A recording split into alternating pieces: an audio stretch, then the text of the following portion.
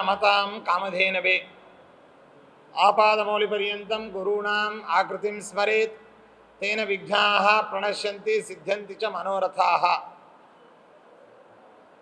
ನಮ್ಮ ಅತ್ಯಂತ ಆತ್ಮೀಯರಾದ ಎಲ್ಲ ನಮ್ಮ ಕರ್ನಾಟಕ ರಾಜ್ಯದ ಪ್ರಿಂಟ್ ಮತ್ತು ಎಲೆಕ್ಟ್ರಾನಿಕ್ ಮೀಡಿಯಾದ ಎಲ್ಲ ಪ್ರತಿನಿಧಿಗಳನ್ನು ತುಂಬ ಹೃದಯದಿಂದ ಅಭಿನಂದಿಸಿ ಆಶೀರ್ವದಿಸಿ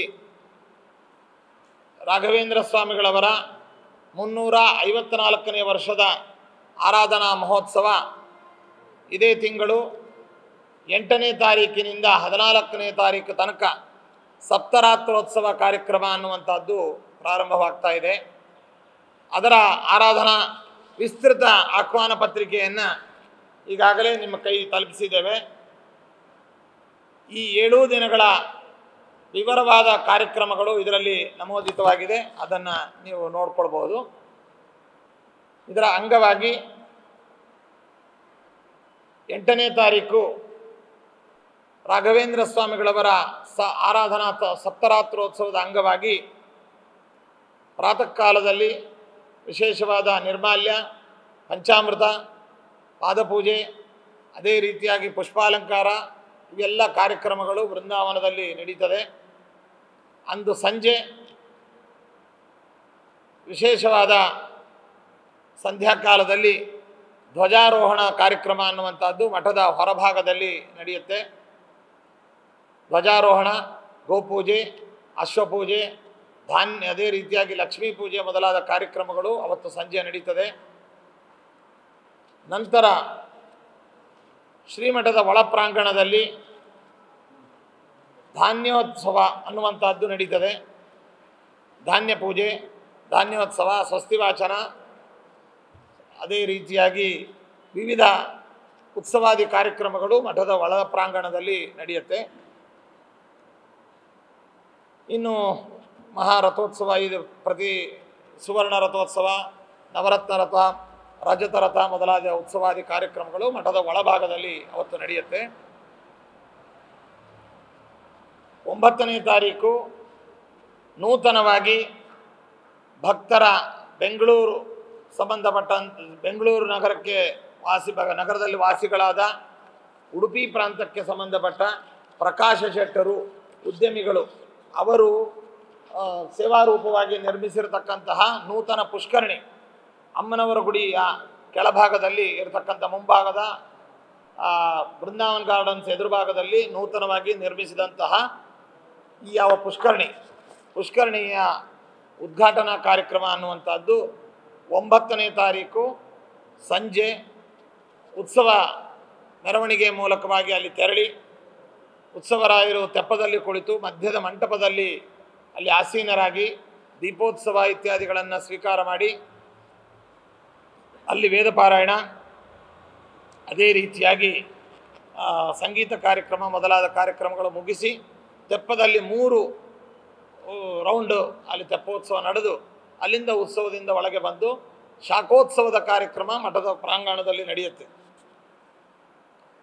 ವಿಶೇಷವಾಗಿ ಸ್ವಸ್ತಿವಾಚನಾದಿ ಕಾರ್ಯಕ್ರಮಗಳೆಲ್ಲ ಆದ ನಂತರದಲ್ಲಿ ರಥೋತ್ಸವಾದಿ ಕಾರ್ಯಕ್ರಮ ಅನ್ನುವಂಥದ್ದು ಮಠದ ಒಳ ಪ್ರಾಂಗಣದಲ್ಲಿ ನಡೆಯುತ್ತೆ.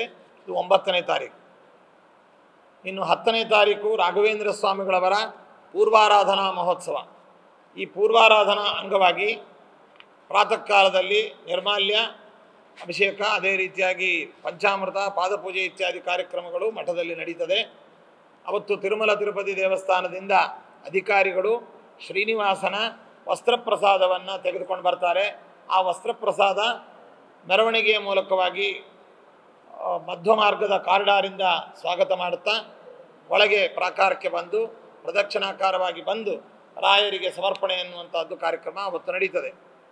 ಅದೇ ರೀತಿಯಾಗಿ ಶ್ರೀರಂಗದ ರಂಗನಾಥ ಸ್ವಾಮಿಯ ವಸ್ತ್ರಪ್ರಸಾದವು ಕೂಡ ಆಗಮಿಸ್ತಾ ಇದೆ. ಅದೇ ರೀತಿಯಾಗಿ ಕಂಚಿ ವರದರಾಜ ದೇವರ ವಸ್ತ್ರಪ್ರಸಾದವು ಕೂಡ ಆಗಮಿಸ್ತಾ ಇದೆ. ಅದನ್ನು ಕೂಡ ನಾವು ಭಕ್ತಿ ಶ್ರದ್ಧೆಗಳಿಂದ ವಾದ್ಯ ವೈಭವ ಮರ್ಯಾದೆಯಿಂದ ನಾವು ಸ್ವಾಗತ ಮಾಡಿ ರಾಯರಿಗೆ ಸಮರ್ಪಣೆಯನ್ನು ಮಾಡ್ತೇವೆ. ಆನಂತರದಲ್ಲಿ ಮೂಲರಾಮದೇವರ ಮಹಾಪೂಜಾ, ಅದೇ ರೀತಿಯಾಗಿ ಅನ್ನ ಸಂತರ್ಪಣೆ, ಅಲಂಕಾರ ಸಂತರ್ಪಣೆ ಮೊದಲಾದ ಕಾರ್ಯಕ್ರಮಗಳು ಅವತ್ತು ಮಧ್ಯಾಹ್ನ ಪೂರ್ವಾರಾಧನೆ ಅಂಗವಾಗಿ ನಡೀತದೆ. ಅಂದು ಸಂಜೆ ಶ್ರೀಮಠದ ಪ್ರತಿಷ್ಠಿತ ಪ್ರಶಸ್ತಿಯಾದಂತಹ ರಾಘವೇಂದ್ರ ಅನುಗ್ರಹ ಪ್ರಶಸ್ತಿ ಪ್ರದಾನ, ಕಾಶಿ ವಿಶ್ವನಾಥ ದೇವಸ್ಥಾನಕ್ಕೆ ಸಂಬಂಧಪಟ್ಟಂತಹ ಟ್ರಸ್ಟಿಗಳು, ಉತ್ತಮ ವಿದ್ವಾಂಸರು ಆದಂತಹ ಶುಕ್ಲ ಅನ್ನುವಂತಹ ರಾಜಾರಾಮ್ ಶುಕ್ಲ ಅನ್ನುವಂತಹ ದೊಡ್ಡ ವಿದ್ವಾಂಸರಿಗೆ ರಾಘವೇಂದ್ರ ಅನುಗ್ರಹ ಪ್ರಶಸ್ತಿ ಪ್ರದಾನ. ಅದೇ ರೀತಿಯಾಗಿ ತಮಿಳುನಾಡಿಗೆ ಸಂಬಂಧಪಟ್ಟಂತಹ ಮತ್ತೋರ್ವ ದಾನಿಗಳು ಕಾಂಚಿಯಲ್ಲಿ ರಾಮೇಶ್ವರದಲ್ಲಿ ಸ್ಥಳವನ್ನು ಕೊಂಡು ಮಠವನ್ನು ಕಟ್ಟಿ ಮಠಕ್ಕೆ ನೀಡಿದಂತಹ ಉತ್ತಮ ದಾನಿಗಳು ಆದಂತಹ ಶ್ರೀಯುತ ವಿಠ್ಠಲ್ ಅವರಿಗೂ ಕೂಡ ಪ್ರಶಸ್ತಿ ಪ್ರದಾನ ಕಾರ್ಯಕ್ರಮ ಅಲ್ಲಿ ಹೊರಗಿನ ಯೋಗೀಂದ್ರ ವೇದಿಕೆಯಲ್ಲಿ ಸಭಾ ವೇದಿಕೆಯಲ್ಲಿ ನಡೀತದೆ. ಮತ್ತು ಇತರ ವಿದ್ವಾಂಸರುಗಳಿಗೆ, ಇತರ ಗಣ್ಯರುಗಳಿಗೆ ಸನ್ಮಾನ ಕಾರ್ಯಕ್ರಮಗಳು, ಜೊತೆಯಲ್ಲಿ ಮಠದಿಂದ ಪ್ರಕಾಶಿತವಾದ ಕನ್ನಡ ಮತ್ತು ತೆಲುಗು, ಆಂಗ್ಲ, ಹಿಂದಿ, ಸಂಸ್ಕೃತ ಮೊದಲಾದ ಭಾಷೆಗಳಲ್ಲಿ ಸಂಶೋಧನೆಗೊಂಡು ಪ್ರಕಾಶನಗೊಳ್ತಾ ಇರುವಂಥ ಗ್ರಂಥಗಳ ಆವಿಷ್ಕಾರ, ಲೋಕಾರ್ಪಣಾ ಕಾರ್ಯಕ್ರಮ, ಈ ಎಲ್ಲ ಕಾರ್ಯಕ್ರಮಗಳು ಹೊರಗಿನ ವೇದಿಕೆಯಲ್ಲಿ ನಡೀತದೆ. ಹೊರಗಿನ ವೇದಿಕೆಯಲ್ಲಿ 7 ದಿನಗಳ ಕಾಲ ವಿವಿಧ ಸಾಂಸ್ಕೃತಿಕ ಕಾರ್ಯಕ್ರಮಗಳು ಸಂಜೆ 5:30ಯಿಂದ ಪ್ರಾರಂಭವಾಗಿ ಸುಮಾರಾಗಿ 10 ಗಂಟೆಯ ತನಕ ಅಲ್ಲಿ ಕಾರ್ಯಕ್ರಮಗಳು ಅನ್ನುವಂಥದ್ದು ನಡೀತದೆ. ಅಲ್ಲಿಗೆ ಆ ಪ್ರಶಸ್ತಿ ಪ್ರದಾನ ನಂತರದಲ್ಲಿ ಮಠದ ಒಳಭಾಗದಲ್ಲಿ ಸ್ವಸ್ತಿವಾಚನ, ಉತ್ಸವಗಳು, ರಥೋತ್ಸವ ಕಾರ್ಯಕ್ರಮ ಎಲ್ಲ ನಡೀತದೆ. ಇನ್ನು ಮರುದಿವಸ 11ನೇ ತಾರೀಕು ರಾಘವೇಂದ್ರ ಸ್ವಾಮಿಗಳವರ ಸಶರೀರವಾಗಿ ಬೃಂದಾವನ ಪ್ರವೇಶ ಮಾಡಿರತಕ್ಕಂತಹ ಆರಾಧನಾ ಕಾರ್ಯಕ್ರಮ, ಅದು ಮಧ್ಯಾರಾಧನಾ ಕಾರ್ಯಕ್ರಮ. ಆ ದಿನದಲ್ಲಿ ಪ್ರಾತಃ ಕಾಲದಲ್ಲಿ ನಿರ್ಮಾಲ್ಯಾಭಿಷೇಕ, ಅದೇ ರೀತಿಯಾಗಿ ಪಾದಪೂಜೆ ಇತ್ಯಾದಿ ಕಾರ್ಯಕ್ರಮ ಮುಗಿದ ನಂತರ ಮೂಲ ಬೃಂದಾವನಕ್ಕೆ ಮಹಾಪಂಚಾಮೃತಾಭಿಷೇಕ ಕಾರ್ಯಕ್ರಮ, ಪಂಚಾಮೃತ ಆದ ನಂತರದಲ್ಲಿ ಪಂಚಾಮೃತ ಪ್ರಸಾದದ ವಿನಿಯೋಗ, ನಂತರದಲ್ಲಿ ಸುವರ್ಣ ರಥೋತ್ಸವ ಅನ್ನುವಂಥದ್ದು ಮಠದ ಒಳಪ್ರಾಂಗಣದಲ್ಲಿ ರಾಯರ ಪಾದಿಕೆಗಳು, ರಾಘವೇಂದ್ರ ಸ್ವಾಮಿಗಳ ಗ್ರಂಥಗಳನ್ನು ಇರಿಸಿ ಅಲ್ಲಿ ರಥೋತ್ಸವಾದಿ ಕಾರ್ಯಕ್ರಮಗಳು ನಡೀತದೆ. ಮೂಲರಾಮದೇವರ ಪೂಜಾ, ಅನ್ನಸಂತರ್ಪಣಾದಿ ಕಾರ್ಯಕ್ರಮಗಳು ಇವೆಲ್ಲವೂ ಕೂಡ ಮಠದ ಒಳಭಾಗದಲ್ಲಿ ನಡೆಯುತ್ತೆ. ಅಂದು ಸಂಜೆ ಮಧ್ಯಾರಾಧನಾ ಅಂಗವಾಗಿ ವಿವಿಧ ಸಾಂಸ್ಕೃತಿಕ ಕಾರ್ಯಕ್ರಮಗಳು ಹೊರಭಾಗದಲ್ಲಿ, ಒಳಭಾಗದಲ್ಲಿ ವಿಶೇಷವಾದ ಸ್ವಸ್ತಿವಾಚನ ಮತ್ತು ರಥೋತ್ಸವಾದಿ ಎಲ್ಲ ಕಾರ್ಯಕ್ರಮಗಳು ಕೂಡ ಒಳಭಾಗದಲ್ಲಿ ರಾತ್ರಿ ನಡೀತದೆ. ಅಲ್ಲಿಗೆ ಮಧ್ಯಾರಾಧನಾ ಕಾರ್ಯಕ್ರಮವು ಮಹಾಮಂಗಳಾರತಿಯ ಮೂಲಕವಾಗಿ ಅವತ್ತು ಪರಿಪೂರ್ಣವಾಗುತ್ತೆ. ಬೃಂದಾವನದ 4 ಕಡೆಗಳಿಗೆ ಅಭಿಷೇಕ, ಆರತಿ, ಅಲಂಕಾರ, ಪುಷ್ಪಾಲಂಕಾರ, ಕವಚ ಸಮರ್ಪಣೆ ಇತ್ಯಾದಿ ಎಲ್ಲ ಕಾರ್ಯಕ್ರಮಗಳು ಮೂಲ ಬೃಂದಾವನಕ್ಕೆ ನಡೆಯುತ್ತೆ. ಇನ್ನು ಮರುದಿವಸ ಅಂದರೆ 12ನೇ ತಾರೀಕು ಉತ್ತರಾರಾಧನಾ ಮಹೋತ್ಸವ, ಅದು ರಾಘವೇಂದ್ರ ಸ್ವಾಮಿಗಳ ಔಚಿತ್ಯ. ಉತ್ತರಾರಾಧನಾ ಮಹೋತ್ಸವ ಅಂದು ಮೂಲ ಬೃಂದಾವನಕ್ಕೆ ನೂತನವಾಗಿ ಹೈದರಾಬಾದ್ ಭಕ್ತರಿಂದ, ತಿರುಮಲ ರೆಡ್ಡಿ ಅನ್ನುವಂಥ ಒಬ್ಬ ಭಕ್ತರಿಂದ ದೇಣಿಗೆಯಾಗಿ ಸಮರ್ಪಣೆಗೊಳ್ಳಲಿರುವಂತಹ ಬೃಂದಾವನದ ನೂತನ ನವರತ್ನ ಕವಚ ಸಮರ್ಪಣಾ ಕಾರ್ಯಕ್ರಮ. ಸಂಪೂರ್ಣವಾಗಿ ಬೃಂದಾವನಕ್ಕೆ ನವರತ್ನ ಕವಚ, ಈ ಕವಚ ಸಮರ್ಪಣೆ, ಕವಚ ಅಲಂಕರಣ ಇತ್ಯಾದಿಯೂ ಕೂಡ ಉತ್ತರಾರಾಧನಾ ದಿನ ಮೂಲ ಬೃಂದಾವನಕ್ಕೆ ನಡೀತದೆ. ಅಂದು ಪಂಚಾಮೃತ ಇತ್ಯಾದಿಗಳಾದ ಮೇಲೆ ಈ ಕವಚ ಸಮರ್ಪಣೆ, ಆನಂತರ ಅಲಂಕರಣ, ನಂತರದಲ್ಲಿ ಪ್ರಹ್ಲಾದರಾಜರು ಉತ್ಸವದ ಮೂಲಕವಾಗಿ ವಾದ್ಯ ವೈಭವಗಳು, ಅನೇಕ ಸಾಂಸ್ಕೃತಿಕ ತಂಡಗಳು, ಪಾರಾಯಣ ಇವುಗಳ ಮೂಲಕವಾಗಿ ಸಂಸ್ಕೃತ ಪಾಠಶಾಲೆಗೆ ತೆರಳಿ ಅಲ್ಲಿ ಪೂಜೆ ಉತ್ಸವಾದಿಗಳನ್ನು ಸ್ವೀಕಾರ ಮಾಡಿ ಮರಳಿ ಮಠಕ್ಕೆ ಬಂದ ನಂತರದಲ್ಲಿ ವಸಂತೋತ್ಸವ, ಬಣ್ಣದ ಸಮರ್ಪಣೆ ಮೊದಲಾದ ಕಾರ್ಯಕ್ರಮಗಳು ಇಲ್ಲಿ ನಡೆಯುತ್ತೆ. ಆನಂತರದಲ್ಲಿ ರಾಘವೇಂದ್ರ ಸ್ವಾಮಿಗಳವರ ಪ್ರಹ್ಲಾದರಾಜರ ಈ ಉತ್ಸವವು ಹೊರಗಡೆ ತೆರಳಿ ರಥಕ್ಕೆ 3 ಸುತ್ತು ಪ್ರದಕ್ಷಿಣೆ ಬಂದ ನಂತರದಲ್ಲಿ ಯಾವ ರಥಾರೂಢರಾಗಿ ಭಕ್ತರಿಗೆ ದರ್ಶನವನ್ನು ನೀಡಿ ಅಲ್ಲಿ ಸಂದೇಶಾದಿಗಳನ್ನು ನೀಡುವ ಮೂಲಕವಾಗಿ ಮಹಾರಥೋತ್ಸವ ಅನ್ನುವಂಥದ್ದು ಚಾಲನೆಗೊಳ್ಳುತ್ತೆ. ಆ ಸಂದರ್ಭದಲ್ಲಿ ಬೆಂಗಳೂರಿನ ಭಕ್ತರುಗಳು ಸ್ವಇಚ್ಛೆಯಿಂದ ಹೆಲಿಕಾಪ್ಟರ್ ಮೂಲಕ ಪುಷ್ಪವೃಷ್ಟಿಯನ್ನು ಮಾಡಲಿದ್ದಾರೆ. ಇನ್ನು ಉತ್ತರಾರಾಧನಾ ರಥೋತ್ಸವ ಮಧ್ವ ಮಾರ್ಗದ ಮೂಲಕವಾಗಿ ತೆರಳಿ ಅಲ್ಲಿಂದ ರಾಘವೇಂದ್ರ ಸಂಗಮ ಕೂಡಲಿ ಸರ್ಕಲ್ವರೆಗೆ ಹೋಗಿ ಅಲ್ಲಿಂದ ವಾಪಸ್ ಬಂದು ಮತ್ತೆ ಮಠಕ್ಕೆ ಬರ್ತದೆ. ಬಂದ ನಂತರದಲ್ಲಿ ಒಳಗಡೆಗೆ ಸ್ವಸ್ತಿವಾಚನಾದಿ ಕಾರ್ಯಕ್ರಮ, ಮೂಲರಾಮದೇವರ ಪೂಜೆ, ಅನ್ನಸಂತರ್ಪಣಾದಿ ಕಾರ್ಯಕ್ರಮಗಳೊಂದಿಗೆ ಮಹಾರಥೋತ್ಸವ ಅನ್ನುವಂಥದ್ದು ಮುಗೀತದೆ. ಅದು ಊರಿನ ಒಂದು ಜಾತ್ರೆ ಅನ್ನುವಂತಹ ಒಂದು ಪ್ರತೀತಿ. ಇನ್ನು 13ನೇ ತಾರೀಕು ರಾಘವೇಂದ್ರ ಸ್ವಾಮಿಗಳವರ ಪೂರ್ವ ಪರಂಪರೆಯಾದ ಹಂಸನಾಮಕ ಪರಮಾತ್ಮನ ಮಧ್ವಾಚಾರ್ಯ ಪರಂಪರೆಯಲ್ಲಿ ಬಂದಿರತಕ್ಕಂತಹ ಸುಜ್ಞಾನೇಂದ್ರ ತೀರ್ಥ ಶ್ರೀಪಾದಂಗಳವರ ಆರಾಧನಾ ಮಹೋತ್ಸವ. ಅವರ ಬೃಂದಾವನವು ಮೈಸೂರು ಜಿಲ್ಲೆಯ ನಂಜೇನಗೂಡು ನಮ್ಮ ಮೂಲಮಠದ ಸ್ಥಳದಲ್ಲಿ ಇದೆ. ಅಲ್ಲಿಯ ಆರಾಧನಾ ಕಾರ್ಯಕ್ರಮ ಅಲ್ಲಿ ನಡೀತದೆ, ಶಾಖಾ ಮಠಗಳಲ್ಲಿ ನಡೀತದೆ, ಮಂತ್ರಾಲಯದಲ್ಲಿ ವಿಶೇಷವಾಗಿ ಆರಾಧನಾ ಕಾರ್ಯಕ್ರಮಗಳು ನಡೆದು ಅನ್ನ ಸಂತರ್ಪಣೆ ವಿಶೇಷ ಕಾರ್ಯಕ್ರಮಗಳು ಎಲ್ಲವೂ ನಡೀತದೆ.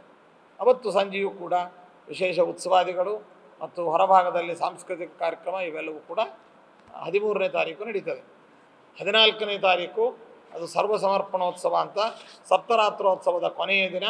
ಆ ದಿನದಲ್ಲಿ ವಿಶೇಷವಾಗಿ ಪ್ರಾತಃ ಕಾಲದಲ್ಲಿ ನಿರ್ಮಾಲ್ಯ ಪೂಜೆ ಇತ್ಯಾದಿ ಎಲ್ಲ ಕಾರ್ಯಕ್ರಮಗಳು ನಡೆದು ಸಾಂಸ್ಕೃತಿಕ ಕಾರ್ಯಕ್ರಮಗಳು ಜೊತೆಯಲ್ಲಿ ಮೂಲರಾಮದೇವರ ವಿಶೇಷ ಪೂಜಾ ಇತ್ಯಾದಿ ಎಲ್ಲ ಕಾರ್ಯಕ್ರಮಗಳು ನಡೆಯುವ ಮೂಲಕ ಪ್ರಾತಃ ಕಾಲದ ಉತ್ಸವ ಎಲ್ಲ ಮುಗೀತದೆ. ಸಂಜೆ ಎಲ್ಲ ವಾಹನಗಳನ್ನು ಇರಿಸುವ ಮೂಲಕ ವಾಹನೋತ್ಸವ ಸರ್ವ ಸಮರ್ಪಣೋತ್ಸವಾದಿ ಕಾರ್ಯಕ್ರಮಗಳೆಲ್ಲವೂ ಕೂಡ ನಡೀತದೆ. ಇನ್ನು ಈ ಸಂದರ್ಭದಲ್ಲಿ ಪ್ರತಿ ವರ್ಷದಂತೆ ಅನೇಕ ಅಭಿವೃದ್ಧಿ ಕಾರ್ಯಕ್ರಮಗಳನ್ನು ಹಮ್ಮಿಕೊಂಡು ಲೋಕಾರ್ಪಣೆಯನ್ನು ಮಾಡ್ತಾ ಇದ್ದೇವೆ.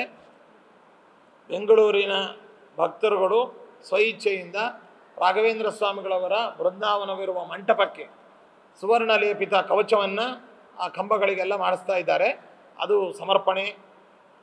ಆನಂತರದಲ್ಲಿ ಪ್ರಾಕಾರದ ಮತ್ತೊಂದು ಭಾಗದಲ್ಲಿ ಸುವರ್ಣ ಕವಚ ಸಮರ್ಪಣೆ, ಸುವರ್ಣ ಲೇಪಿತ ಕವಚ ಸಮರ್ಪಣೆ. ಇದು ಕೂಡ ಹೋದ ಬಾರಿ ಮುಂಭಾಗದಲ್ಲಿ ಆಗಿತ್ತು, ಈ ಬಾರಿ ದಕ್ಷಿಣ ಭಾಗದಲ್ಲಿ ಆಗ್ತಾ ಇದೆ. ಇನ್ನು ಭಕ್ತರಿಗೆ ಸೌಕರ್ಯಕ್ಕೋಸ್ಕರವಾಗಿ ಮಠದ ಫಂಡಿನಿಂದ ನೂತನವಾಗಿ ನಿರ್ಮಿಸಿರ್ತಕ್ಕಂತಹ ಈ ಪುಷ್ಕರಣಿಯ ಪಕ್ಕದಲ್ಲಿ ಬೃಂದಾವನ್ ಗಾರ್ಡನ್ ಪಕ್ಕದಲ್ಲಿ ಸುಸಜ್ಜಿತವಾದಂತಹ ಸುವಿಶಾಲವಾದ ಡಾರ್ಮೆಟ್ರಿ ಮಾಡಿದ್ದೇವೆ. ಅಲ್ಲಿ ಕ್ಲಾಕ್ ರೂಮ್ ಎಲ್ಲ ಬರುತ್ತೆ. ಅದರ ಒಂದು ಲೋಕಾರ್ಪಣೆಯು ಕೂಡ ಈ ಆರಾಧನಾ ಅಂಗವಾಗಿ ನಡೆಯಲಿದೆ. ಇದಲ್ಲದೆ ಇದಕ್ಕೆ ಕವೀಂದ್ರ ತೀರ್ಥ ಭವನ ಅಂತ ಹೆಸರಿಟ್ಟಿದ್ದೇವೆ. ಅವರು ನಮ್ಮ ಪರಂಪರೆಯ ಪೂರ್ವ ಯತಿವರೇಣ್ಯರು, ಅವರ ಹೆಸರಿನಲ್ಲಿ ಈ ಭವನ ಅನ್ನುವಂಥದ್ದು ಲೋಕಾರ್ಪಣೆಗೊಳ್ತಾ ಇದೆ. ಇನ್ನು ನಮ್ಮ ಸಂಸ್ಕೃತ ಪಾಠಶಾಲೆಯ ಮುಂಭಾಗದ ಬ್ಯಾಂಕ್ ಕಟ್ಟಡಗಳ ಮೇಲೆ ಅಲ್ಲಿಯೂ ಕೂಡ 2 ಡಾರ್ಮೆಟ್ರಿಗಳನ್ನು ನಿರ್ಮಾಣ ಮಾಡಿದ್ದೇವೆ. ಅದು ವಾಗೀಶ ತೀರ್ಥ ಡಾರ್ಮೆಟ್ರಿ ಅನ್ನುವಂಥ ಹೆಸರಿನಲ್ಲಿ ವಾಗೀಶ ತೀರ್ಥ ಭವನ ಅಂತ. ಅಲ್ಲಿಯೂ ಕೂಡ ಕ್ಲಾಕ್ ರೂಮು, ಶೌಚಾಲಯಗಳ ವ್ಯವಸ್ಥೆ ಎಲ್ಲ ಇರುತ್ತೆ. ಅದನ್ನು ಕೂಡ ಈ ಆರಾಧನಾಂಗವಾಗಿ ಭಕ್ತರಿಗೆ ವಸತಿ ದೊರೆಯದೇ ಇದ್ದವರಿಗೆ, ಸಿಂಗಲ್ ಆಗಿ ಬಂದಂಥ ವ್ಯಕ್ತಿಗಳಿಗೆಲ್ಲರೂ ಕೂಡ ಆ ವಸತಿಯ ವ್ಯವಸ್ಥೆಯನ್ನು ಮಾಡಿದ್ದೇವೆ. ಇನ್ನು ಉಚಿತ ಕುಡಿಯುವ ನೀರು, ಉಚಿತ ಆಂಬ್ಯುಲೆನ್ಸ್, ಅದೇ ರೀತಿಯಾಗಿ ರಾಮಯ್ಯ ಆಸ್ಪತ್ರೆ ಅವರಿಂದ ನೀಡಲ್ಪಟ್ಟಂತಹ 2 ಬ್ಯಾಟ್ರಿ ವೆಹಿಕಲ್ಗಳು, ಅದು ಗರ್ಭಿಣಿ ಸ್ತ್ರೀಯರು, ಅದೇ ರೀತಿಯಾಗಿ ಚಿಕ್ಕ ಮಕ್ಕಳಿರುವಂತಹ ತಾಯಂದಿರು, ದಿವ್ಯಾಂಗರು, ಅದೇ ರೀತಿಯಾಗಿ ವಯೋವೃದ್ಧರು, ಅನಾರೋಗ್ಯ ಪೀಡಿತರು, ಇವರೆಲ್ಲರಿಗೂ ಕೂಡ ಉಚಿತವಾಗಿ ಬ್ಯಾಟ್ರಿ ವೆಹಿಕಲ್ ಮೂಲಕವಾಗಿ ಅವರಿಗೆ ಎಲ್ಲ ಸೌಕರ್ಯಗಳನ್ನು ಮಾಡಲಾಗಿದೆ. ನಮ್ಮ ಕಾರಿಡಾರ್ ಪ್ರಾರಂಭದಿಂದ ಮಠದ ತನಕ ಆ ಬ್ಯಾಟ್ರಿ ವೆಹಿಕಲ್ನಲ್ಲಿ ನಾವು ಕರ್ಕೊಂಡು ಬರ್ತೇವೆ. ಅವರ ಮಠದ ಮುಂಭಾಗದ ತನಕ ಅವರಿಗೆ ಆ ವ್ಯವಸ್ಥೆಯನ್ನು ಮಾಡಿದ್ದೇವೆ. ಇದಲ್ಲದೆ 24 hours ಮೆಡಿಕಲ್ ಏಯ್ಡ್ ಅನ್ನುವಂಥದ್ದನ್ನು ವ್ಯವಸ್ಥೆ ಮಾಡಿದ್ದೇವೆ. ಇದಕ್ಕೆ ನಮ್ಮಲ್ಲಿರುವಂತಹ ವೈದ್ಯಕೀಯ ಸಿಬ್ಬಂದಿ ಜೊತೆಯಲ್ಲಿ ನಮ್ಮ ರಾಯಚೂರು ಜಿಲ್ಲಾ ಕೇಂದ್ರದಲ್ಲಿ ಇರುವಂತಹ ನವೋದಯ ಮೆಡಿಕಲ್ ಕಾಲೇಜಿನ ಮ್ಯಾನೇಜ್ಮೆಂಟನ್ನು ಕೂಡ ನಾವು ಕೋರಲಾಗಿದೆ. ಅಲ್ಲಿ ಎಲ್ಲ ಅನೇಕ ವೈದ್ಯ ತಂಡವನ್ನು ಮತ್ತು ಮೆಡಿಕಲ್ ಫೆಸಿಲಿಟಿಯನ್ನು ಇಲ್ಲಿಗೆ ಎಕ್ಸ್ಟೆಂಡ್ ಮಾಡಿ ಪ್ರೊವೈಡ್ ಮಾಡಬೇಕು ಅಂತ ಅವರು ಕೂಡ ಅದಕ್ಕೆ ಸಂಪೂರ್ಣವಾಗಿ ಸಹಕರಿಸಿದ್ದಾರೆ. ಅಲ್ಲಿಂದ ಹೆಚ್ಚಿನ ವೈದ್ಯ ತಂಡ ಇಲ್ಲಿ ಆಗಮಿಸಿ ಆರಾಧನಾ ಕಾಲದಲ್ಲಿ ಉಚಿತವಾದ ನಮ್ಮ ಮಠದ ಆಸ್ಪತ್ರೆಯಲ್ಲಿ ನಮ್ಮ ಮಠದ ವತಿಯಿಂದ ಭಕ್ತರಿಗೆ ವಸತಿ ವೈದ್ಯಕೀಯ ವ್ಯವಸ್ಥೆಯನ್ನು ಮಾಡಿಕೊಡ್ತಾ ಇದ್ದೇವೆ. ಇದಲ್ಲದೆ ಸದ್ಯದಲ್ಲೇ ನಮ್ಮ 200 ಕೊಠಡಿಗಳ ಸಮುದಾಯದಲ್ಲಿ ಅದರ ಮೇಲ್ಗಡೆಗೆ ನಮ್ಮ ಗುರುಗಳ ಹೆಸರಿನಲ್ಲಿ ಮಾಡಿರ್ತಕ್ಕಂತಹ ಸುಯತೀಂದ್ರ ತೀರ್ಥ ವಿಶ್ರಾಂತಿ ಗೃಹ ಈಗಾಗಲೇ 200 ರೂಮಿಂದು ಏನು ಇದೆ, ಅದರ ಮೇಲೆ ಮತ್ತೆ 200 ರೂಮ್ಗಳನ್ನು ಭಕ್ತರ ದೇಣಿಗೆಯ ಮೂಲಕವಾಗಿ ಡೋನರ್ಸ್ ಕಾಟೇಜಸ್ಸನ್ನು ಕಟ್ತಾ ಇದ್ದೇವೆ. ಇದಲ್ಲದೆ ಸರ್ಕಲ್ನಲ್ಲಿರ್ತಕ್ಕಂತಹ ಹಿಂದಿನ R&B ಏನು ಜಾಗ ಇತ್ತಲ್ಲ, ಅಲ್ಲಿ ಸುಮಾರು 12 ಅಂತಸ್ತಿನ ವಸತಿ ಸಮುದಾಯ ಅನ್ನುವಂಥದ್ದು ಡೋನರ್ಸ್ ಕಾಟೇಜ್ ಅಂತ ಬರ್ತಾ ಇದೆ. ಕೆಳಭಾಗದಲ್ಲಿ ವಾಹನ ನಿಲುಗಡೆ ಪಾರ್ಕಿಂಗು, ಜೊತೆಯಲ್ಲಿ ಎಲ್ಲ ಕಾರ್ಯಾಲಯಗಳು ಎಲ್ಲ ಸೌಲಭ್ಯಗಳು ಅಲ್ಲಿ ದೊರೀಬೇಕು. ಬುಕ್ ಸ್ಟಾಲ್ ಆಗ್ಬೋದು, ಪ್ರಸಾದದ ಕೌಂಟ್ರ್ ಆಗ್ಬೋದು, ಸೇವಾ ಬುಕ್ಕಿಂಗ್ ಕೌಂಟ್ರ್ ಆಗ್ಬೋದು, ರೂಮ್ ರಿಸೆಪ್ಷನ್ ಕೌಂಟ್ರ್ ಆಗ್ಬೋದು, ಎಲ್ಲವೂ ಕೂಡ ಅಲ್ಲಿ ವ್ಯವಸ್ಥೆಯನ್ನು ಮಾಡ್ತಾ ಇದ್ದೇವೆ. ಅದು ಆರಾಧನಾ ನಂತರ ಕೆಲಸ ಶುರುವನ್ನು ಮಾಡ್ತಾ ಇದ್ದೇವೆ. ಅದಕ್ಕೆ ಸಂಬಂಧಪಟ್ಟಂತಹ ನಕ್ಷೆ, ಅದೇ ರೀತಿಯಾಗಿ ಸ್ಯಾಂಕ್ಷನ್ನು ತದಿತರ ಎಲ್ಲವೂ ಕೂಡ ಸರ್ಕಾರದಿಂದ ಏನೆಲ್ಲ ಕ್ಲಿಯರೆನ್ಸ್ ಪಡಿಬೇಕು ಅದನ್ನು ಪಡೆದಿದ್ದೇವೆ, ಮತ್ತು ಟೆಕ್ನಿಕಲ್ ಆಗಿ ಏನು ಪಡಿಬೇಕು ಅದನ್ನು ಪಡೆದಿದ್ದೇವೆ. ಅದು ಆರಾಧನಾ ನಂತರ ಆ ಕಾರ್ಯಕ್ರಮವನ್ನು ಪ್ರಾರಂಭಿಸ್ತಾ ಇದ್ದೇವೆ. ಸದ್ಯದಲ್ಲಿ ಸುಮಾರು ಇನ್ನು ಒಂದು 2 ವರ್ಷಗಳಲ್ಲಿ ಸುಮಾರಾಗಿ ಒಂದು 700 ರೂಮಿನ ಹೆಚ್ಚುವರಿ ವ್ಯವಸ್ಥೆಯನ್ನು ಶ್ರೀಮಠ ಭಕ್ತರಿಗೆ ಮಾಡ್ತಾ ಇದೆ. ಇನ್ನು ಎಂದಿನಂತೆ ಹೆಲಿಕಾಪ್ಟರ್ ಮೂಲಕವಾಗಿ ಪುಷ್ಪವೃಷ್ಟಿ ಮಹಾರಥೋತ್ಸವದ ಕಾಲದಲ್ಲಿ ಶುದ್ಧ ಕುಡಿಯುವ ನೀರಿನ ಘಟಕಗಳನ್ನು ಅಲ್ಲಲ್ಲಿ ಸ್ಥಾಪನೆಯನ್ನು ಮಾಡಿದ್ದೇವೆ. LIC ಮೂಲಕವಾಗಿ CSR ಕೆಳಗೆ ಅವರು ಮಾಡಿದ್ದಾರೆ. ಅದೇ ರೀತಿಯಾಗಿ ದಿವು ಲ್ಯಾಬೊರೇಟರೀಸ್ ಅಂತ ಭಾಗ್ಯನಗರ ಹೈದರಾಬಾದಿನವರು ಅವರು ಮಾಡಿದ್ದಾರೆ. ಮಠದಿಂದ ಮಾಡಿದ್ದೇವೆ. ಇನ್ನು ಕೆಲವು ಕೋಶಾಲಯಗಳು ಬ್ಯಾಂಕಿನಿಂದಲೂ ಕೂಡ ಕೆಲವು ದೇಣಿಗಳನ್ನು ನೀಡಿ ಅವರು ಮಾಡಿದ್ದಾರೆ. ಇವೆಲ್ಲವೂ ಕೂಡ ಆ ಮಠದಿಂದ ಸಾರ್ವಜನಿಕರಿಗೆ ಮಾಡ್ತಾ ಇರತಕ್ಕಂತಹ ಸೌಲಭ್ಯಗಳಾಗಿದ್ದಾವೆ. ನ್ಯೂಸ್ ಫಸ್ಟ್ ನಿರ್ಭೀತಿಯಿಂದ ನಿಮ್ಮ ಪರವಾಗಿ.